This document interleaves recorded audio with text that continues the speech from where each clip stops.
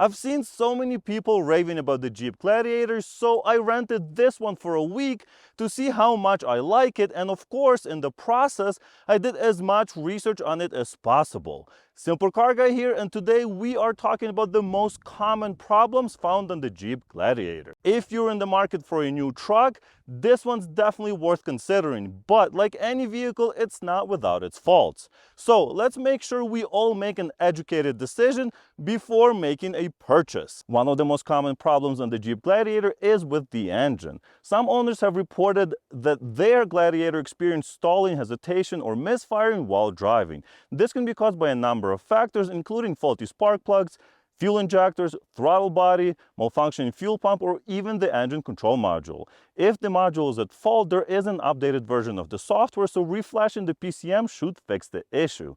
This 3.6-liter gas engine also seems to have issues with intake camshafts, lifters, and rockers that may need to be replaced if you start hearing ticking from within the engine. This usually starts at low miles. I have seen reports of as low as 1,500 miles when this issue starts to appear. This has been reported on up to 2022 models so far, but it's hard to say if 2023 models will have the same destiny. Also, the plastic oil filter cooler is prone to leaking, and there are even aftermarket aluminum solutions for a more permanent fix. Another problem area on the Gladiator is the transmission. And while the 6-speed manual transmission option is great for those who love to shift gears, the automatic transmission has been known to have some issues. Some drivers have reported that the transmission can be slow to shift and even jerk when it does. Additionally, there have been some reports of the transmission overheating during off-road use, which can lead to serious problems.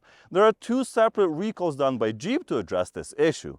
A few owners have also reported a leaky transmission even at low miles. Next, let's talk about braking, steering, and suspension. While Gladiator's brakes are generally reliable, some drivers have reported that they can be noisy and have a shuddering sensation while braking. This can be concerning as it can feel like the brakes are failing or not working properly. And at this time, I'm not aware of any solutions from the dealer. The Jeep Gladiator is known for its off-road capabilities, but this also means that the suspension takes a lot of abuse. Some owners have reported problems with the suspension bushings wearing out way too quickly, causing the vehicle to make clunking or rattling noises while driving. While both braking and suspension issues are fairly minor on their own, the steering issues in combination with suspension issues are a lot more serious. There seems to be an issue with the steering box where the truck starts swaying at higher speeds, which has come to be known as the death wobble. This problem usually starts with excessive shuddering in the front suspension. It quickly becomes serious when the driver cannot control the car. I saw some drivers report it happening right after hitting a bump at 80 miles an hour, which can cause the steering wheel to go 1 to 2 inches back and forth off-center. It seems like the dealer's trying to fix this problem with service bulletins and recalls, but their fixes are proving to be temporary for those affected. From what I understand, there is a recall on the steering gearbox itself, as well as the steering stabilizer that should remove the steering wander, as well as the loose feeling at higher speeds. Some Jeep Gladiator owners have also reported issues with their electrical systems, such as issues with the radio, air conditioning, power windows, and the infotainment system. There have been reports of systems freezing or crashing, which can be frustrating when you're trying to use your vehicle's features. Additionally, some drivers have reported issues with their turn signals, which can stop working or blink rapidly for no apparent reason. This can also be caused by a number of factors, including faulty wiring, blown fuses, or defective alternator, and generally are frustrating and difficult to diagnose. But the warranty should be able to cover these issues as well. In the last few years, since the truck has been launched, Jeep has issued over 60 bulletins to update software and wiring on this truck. I guess at least they're trying to take care of these issues. The windshield is also a common issue for some owners. It has been reported to crack or chip easily, especially when driving on rough terrain. This was most prevalent on the 2020 models, but luckily Jeep has since introduced a new windshield made out of Gorilla Glass, which seems to have helped a lot. Unfortunately, that's not the only glass issue on this truck. There are also many owners with leaky back windows, and what's even more unfortunate is that many owners do not notice this leak until there are puddles of water inside. It's believed that the window seal was incorrectly installed at the factory and should be replaced completely. What can't be replaced easily is the corrosion on aluminum body panels such as the hood and the doors, especially at the hinges area right here.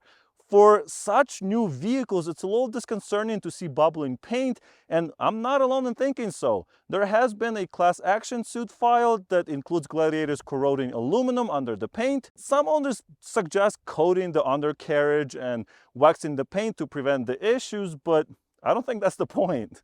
Another problem that seems to be very common among the Jeep owners is dead auxiliary batteries. Since this Gladiator has a main and an auxiliary battery, when one goes bad, the other one follows soon. Many owners have reported that they have had to replace both of the batteries around 30 to 50,000 miles. However, once replaced with a reputable brand, batteries seem to last just fine after. Lastly, there are a few of not so major but worth mentioning issues. The rear axle seal has been defective on some of the trucks, resulting in oil leaking onto the brake pistons, obviously affecting their performance.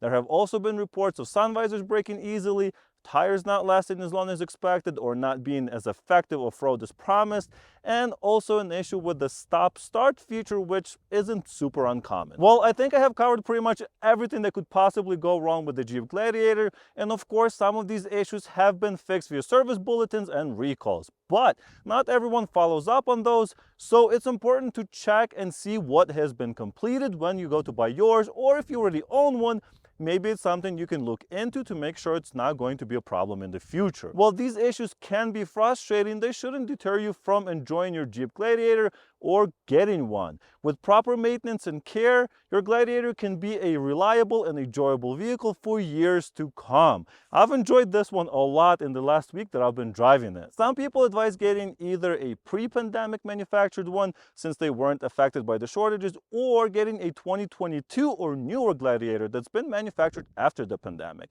Now that you know all of the common issues, why not check out this video where I talk about some hidden features you may not know about the Jeep Gladiator. If you have anything to add, do leave your comments below, like the video if you liked it, and subscribe to the channel if you like to see more videos from me. So thank you so much for watching, and I'll see you in the next one.